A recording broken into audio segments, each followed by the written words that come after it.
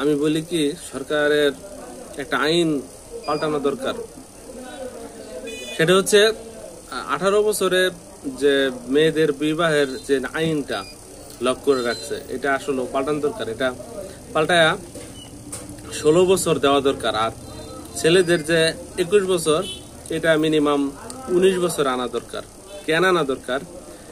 এই ছেলেগুলা যখন জানবে যে সে 19 বছর বয়সে তার বিবাহর পাইতেছে, সার্টিফিকেট পাইতেছে, মানে বিয়ের যে অনুমতি পাইতেছে, সে খারাপ কাজে একটু কম জড়াবে না।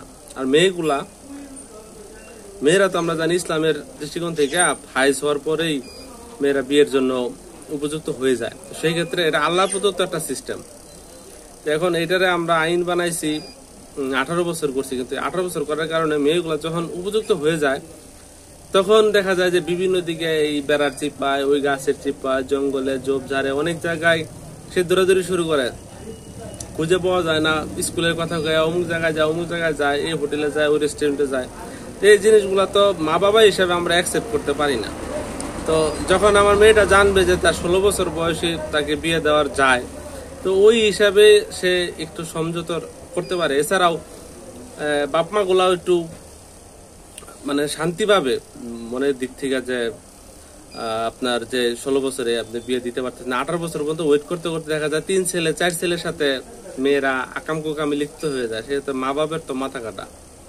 আজকে একটা নিউজ দেখলাম যে মেয়ের 15 বছর এরকম, তো মেয়েটারে বিয়ে দিতেছে। মেয়ের মা নাই, বাপ নাই, মেয়েরে তার ফুপা পালছে।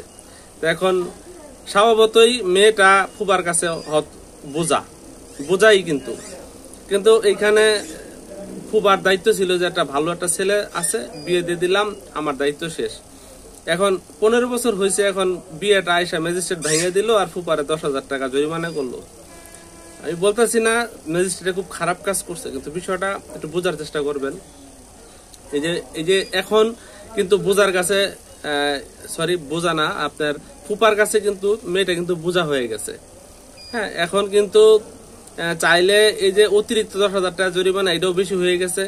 আর এই যে বিয়ের যে আয়োজন, এটাও একটা সমস্যা হয়ে গেছে, টাকা পয়সা খরচ হয়ে গেছে। এখন মেয়েটাকে পালবে কে? মেয়ের নানি আছে আর ফুপা আছে।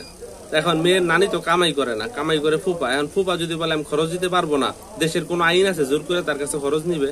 কোন আইনে পারবে তার কাছে খরচ নিতে? আসলে বিবেচনা করা দরকার। আসলে 3 মিনিটের সময়, এই ইউটিউব শর্টসের 3 মিনিটের সময় বাড়ায় আর একটু বাড়ায় দিলে ভালো হইতো।